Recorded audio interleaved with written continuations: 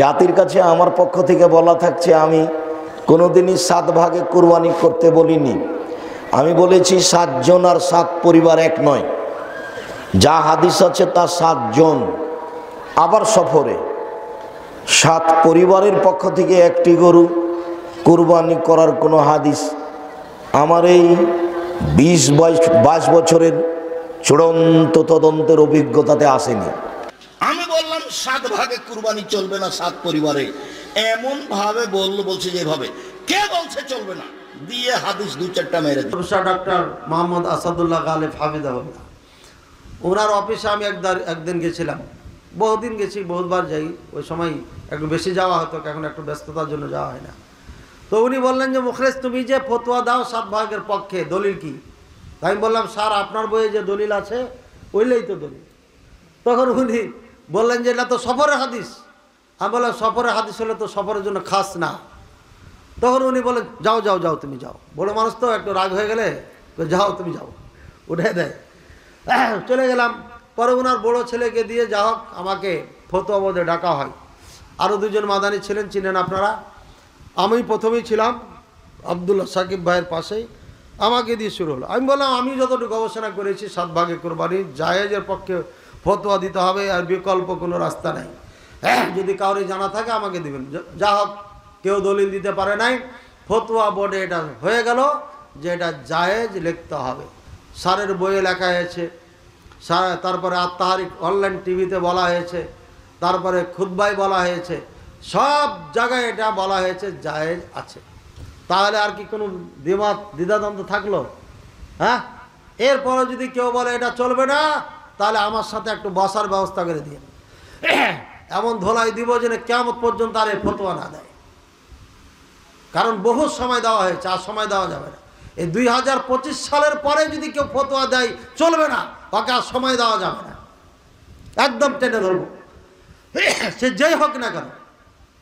বিশুদ্ধ একটা নির্ভেজাল মশলাকে ভেজাল লাগাই দিয়েছে, এটা মেনে নেওয়া যাবে না। এতদিন সম্মান শ্রদ্ধা করেছি, আর ওই সময় নেই।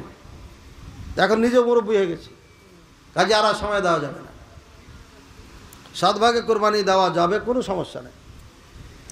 কোরবানি গোস্ত বানাবার মজুরি স্বরূপ পশুর চামড়া গোস্ত কিছু দেওয়া যাবে না? দেওয়া যাবে না, এটা আগেই বলা হয়েছে। ধনী ব্যক্তি সর্বোচ্চ কয়টি কোরবানি করতে পারে? জয়টা চাইবে তয়টা। ও যদি 100টা দিতে চায় 100টা, 1000 দিতে চায় 1000, কোনো সমস্যা নেই। দিবে, মানুষকে খাওয়াবে, এটা তো আনন্দ, ভালো।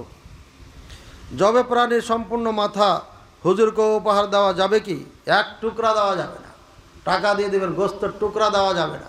হুজুর যদি ফকির মিসকিন হয় তাহলে দিবেন, আত্মীয় হলে আত্মীয় হিসাবে দেবেন, প্রতিবেশী হলে প্রতিবেশী হিসাবে দেবেন। বুঝেছেন?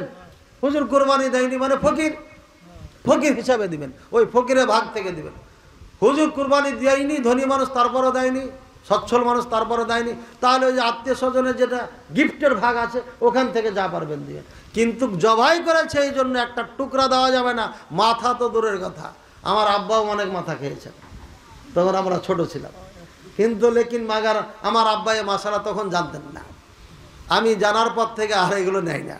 ঠিক আছে, একটি মাসলা উল্লেখ করা জরুরি, কারণ আজকাল একটা নতুন ফতোয়া উঠেছে, যেটা 1400 বছরের ইতিহাসে না হানাফি মজহাবে আছে, না শাফি মজহাবে আছে, না মালিকি মজহাবে আছে, না হাম্বলি মজহাবে আছে, না এটি কোনো ওই রকম বিশিষ্ট ইমাম এরকম কোনো ফতোয়া দিয়েছেন।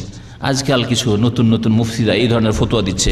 সুতরাং এই সম্পর্কে সতর্ক করা জরুরি। তা হচ্ছে যে, শুনেছেন হয়তো নতুন ফতোয়া যে গরুতে ভাগ চলবে না, এটা সফরের মাসলা ছিল, আর বাড়িতে বসে গরুতে ভাগ চলবে না, উঁটে ভাগ চলবে না, এগুলো সব সফরের মাসলা ছিল। এই ফতোয়া ভুল ফতোয়া। 3 ভাগ, 5 ভাগ, 7 ভাগে কুরবানি করার হাদিস কি সহি এবং রাসূলের কোন সাহাবীর সাথে কুরবানি করেছেন কিনা? আমাদের দেশের আলে হাদিসের ওলামায়ে কেরাম, আল্লাহ অনেকে মৃত্যুবরণ করেছেন, রাহিমাহুল্লাহ বেঁচে আছেন, হাফেজাহুল্লাহ, অনেক বিষয় সহিহ হাদিস মানার চেষ্টা করেন। অনেকগুলো বিষয় খুব ভালো, কিছু কিছু বিষয় ভুল বুঝেছেন। তার একটা বড় বিষয় হলো যে 7 ভাগে কুরবানি করা যাবে না। সৌদি আরবের ওলামায়ে কেরাম তাকলিদ দিয়ে বাড়াবাড়ি পছন্দ করেন। তারা হাম্বলি মাযহাব, তারা বলেন তাকলিদ জায়েজ। কেউ যদি তাকলিদ নাও করে সেই হাদিস মানে আলহামদুলিল্লাহ। আলে হাদিসদের ভালোবাসেন, কিন্তু এই মশলায় খুব বিরক্ত হন যে এটা আবার কেমন মশলা হলো। রাসূলুল্লাহ সাল্লাল্লাহু আলাইহি ওয়াসাল্লাম 7 ভাগে কুরবানি দেওয়া জায়েজ বলেছেন, সাহাবীরা করেছেন মক্কায় হজের সময়। এখন আহলে হাদিসের মাশায়েখরা বললেন যে কাজেই সফর ছাড়া এটা করা যাবে না। এখন হাদিসে কোথাও বলা নেই সফর ছাড়া করা যাবে না, রাসূলুল্লাহ সাল্লাল্লাহু আলাইহি ওয়াসাল্লাম বলেননি, তাহলে আমরা এটা বাড়ালাম কেন? 2 নম্বর, ফিকহের উসুল হলো যে রাসূলুল্লাহ সাল্লাল্লাহু আলাইহি ওয়াসাল্লাম শর্ত না করলে শর্ত করতে হয় না। আমরা কেন এই শর্তটা জুড়লাম? উম্মতের প্রায় সবাই একমত, হাম্বলি, শাফিঈ, মালিকি, হানাফি, ইবনে উসাইমিন এবার বই লিখেছেন যে কুরবানি ভাগে করা বৈধ, এটাতে কোনো সমস্যা নেই, সহিহ হাদিসে আসছে। এটাকে আমরা আবার সাইজ করবো কেন? রাসূলুল্লাহ সাল্লাল্লাহু আলাইহি ওয়াসাল্লাম যেহেতু অনুমতি দেওয়ার সময় বলেননি যে এটা শুধু তোমাদের জন্য, হজের সময়ের জন্য বা মুসাফিরের জন্য, আমরা ওটা বানাবো কেন? ভাগে কোরবানি দেওয়া যাবে কিনা, এটা একটা গুরুত্বপূর্ণ প্রশ্ন আজকালকার যুগে। কারণ কোনো ওলামা একরাম বলছেন ভাগে কোরবানি দেওয়া যাবে না, বরং গরু হোক আর ওঁট হোক, যত বড় পশুই হোক, দিলে একজনের পক্ষ থেকে দিতে হবে, 7 ব্যক্তির পক্ষ থেকে যথেষ্ট হবে। এই যে কথা প্রচলিত আছে, এটাকে অনেক কোনো ওলামা একরাম কি করছেন? অস্বীকার করছেন। আসলে সঠিক কোনটা এ ব্যাপারে আগেই বলেছি যে একাডেমিক আলোচনা খুব বেশি লম্বাচড়া করার ইচ্ছা নাই এবং সুযোগও নেই। শুধু সংক্ষেপে এটুকু বলবো, সব যুগেই সবচাইতে বেশি সংখ্যক ওলামাদের মতে, বলা যায় প্রায় সবার মতে, সমস্ত ওলামা একরামের মতেই বলা যেতে পারে প্রায়, গরুর ক্ষেত্রে একটা গরু 7 জন ব্যক্তির পক্ষ থেকে কি হবে? কোরবানির জন্য যথেষ্ট হবে। এক্ষেত্রে বিচ্ছিন্নভাবে যে 2-1 জন আলেম বলছেন যে গরু হোক আর ওঁট হোক একজন থেকে হবে, 7 জন থেকে হবে না, তাদের যুক্তিগুলো খুবই ঠুনকো এবং খুবই দুর্বল। নবী আলাইহিস সালাম যে সফরে একাধিক ব্যক্তিকে কোরবানিতে অংশগ্রহণের সুযোগ দিয়েছিলেন, তারা বলেন যে এটা সফরের জন্য নির্দিষ্ট, অথচ নবী আলাইহিস সালাম সেটা নির্দিষ্ট করেন নাই, এটা ওনারা নির্দিষ্ট করছেন। নবী আলাইহিস সালামের কোনো নির্দেশ সফরে হোক, হাজারে হোক, সফরের বাইরে হোক, যে কোনো নির্দেশ সাধারণত ব্যাপকভাবেই সবার জন্য সব সময়ের জন্য প্রযোজ্য হয় যদি কোরআন এবং সুন্নাহর কোনো বর্ণনা দ্বারা নবী আলাইহিস সালাম নিজে ওইটাকে নির্দিষ্ট না করে দেন। তিনি সফরে যদি কোনো নির্দেশ করেন, ওই সফরের বাইরের জন্য সেটা কার্যকর হবে কি হবে না? যদি কেউ সফরের জন্য নির্দিষ্ট করতে চায় তাহলে তার জন্য পৃথক দলিলের প্রয়োজন। বিধায় এটাই হলো বেশিরভাগ ওলামা একরামের মত। বিচ্ছিন্নভাবে কোনো আলেমের মত থাকতে পারে, কিন্তু সে 1-2 জন আলেমের কথা না শুনে সংখ্যাগরিষ্ঠ ওলামা একরামের মতের উপর আমল করবেন। গরুর ক্ষেত্রে 7 জনের পক্ষ থেকে যথেষ্ট হবে। তবে একটা কথা এখানে বলতেই হবে, সেটা হলো উত্তম হলো একাকি দেওয়া, ভাগে না দিয়ে কি দেওয়া? একাকি দেওয়া। এক্ষেত্রে কারোর কোনো দ্বিমত নাই, একাকি দিতে পারলে সেটা সবচেয়ে বেস্ট এবং ভালো। কোরবানির ভাগিদারদের মধ্যে কারো ইনকাম হারাম অথবা উদ্দেশ্য অসৎ, গোশত খাওয়ার উদ্দেশ্য আছে না নেই? কোরবানি না দিলে ছেলে মেয়েগুলা কার দিকে চেয়ে থাকবে, কোরবানি না দিলে নতুন আত্মীয় তারা কি বলবে, ব্যয়ের বাড়িতে রান কেমনে পাঠাবো, এরকম অনেক উদ্দেশ্য থাকে কি থাকে না? সারা জীবন দিয়ে আসছি, এবছর না দিলে সমাজে মুখ থাকে না, মানুষ কি বলবে, এই মানসিকতা নিয়ে কোরবানি অনেকে দেন না।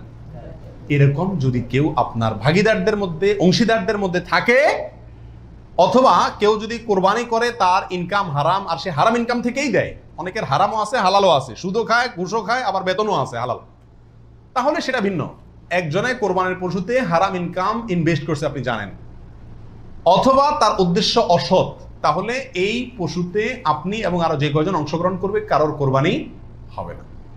এই জন্য অংশীদার এবং কোরবানির ভাগই নেওয়ার ক্ষেত্রে বহু হিসাব নিকাশ করে নিতে হবে। যে ব্যক্তি গোশতের ধান্দায় বা অন্য কোনো ধান্দায় করে তাকে ভাগিদার নেওয়া যাবে না। কথা বুঝে আসছে?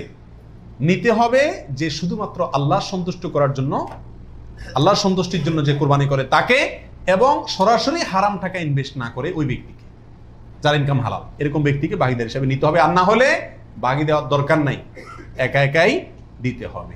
আল্লাহ তৌফিক দান করুন। রাসূল করিম সাল্লাল্লাহু আলাইহি সাল্লামের পক্ষ থেকে কোরবানি দেওয়া যাবে কিনা? আমাদের দেশে প্রচুর পরিমাণে মানুষ রাসূল করিম সাল্লাল্লাহু আলাইহি সাল্লামের পক্ষ থেকে কি দেয়? কোরবানি দিয়ে থাকে। এর উত্তর হলো রাসূল আকরাম সাল্লাল্লাহু আলাইহি সাল্লামের নামে উম্মত হিসাবে আপনি তার পক্ষ থেকে কোরবানি দিতে পারবেন। নবী আলাইহিস সালাম নিজেও কোরবানি দিয়েছেন তার উম্মতদের পক্ষ থেকে। তবে মৃত ব্যক্তির নামে কোরবানি দেওয়ার ক্ষেত্রে জীবিত ব্যক্তির সাথে মিশিয়ে দেওয়া, মিক্স করে দেওয়া, জীবিত ব্যক্তির সাথে অধীনস্থ করে মৃত ব্যক্তির নাম যোগ করা বা তার পক্ষ থেকে দেওয়া, এটা হলো সবচেয়ে ঝামেলা মুক্ত এবং মতপার্থক্যের ঊর্ধ্বে উঠা। কথা বুঝতে পারছি? শুধুমাত্র মৃত ব্যক্তির নামে স্বতন্ত্র কোরবানি না দিয়ে জীবিত ব্যক্তির নিজের নামের সঙ্গে মৃত ব্যক্তিকে যুক্ত করে দিলেন। এই মতটাই হলো সবচাইতে সতর্কতামূলক মত এক্ষেত্রে, মৃত মানুষের পক্ষ থেকে কোরবানি দেওয়ার ক্ষেত্রে। 24 নম্বর প্রশ্ন হলো, মা বাবা, স্ত্রী, বড় ভাই, এদের কাউকে খুশি করার জন্য কারোর পক্ষ থেকে, সমাজে বলে কারোর নামে কোরবানি দেওয়া যাবে কি যাবে না? উত্তর হলো না। এটা রিয়া, লৌকিকতা, মানুষ দেখানো, এটা শিরকে আসগর।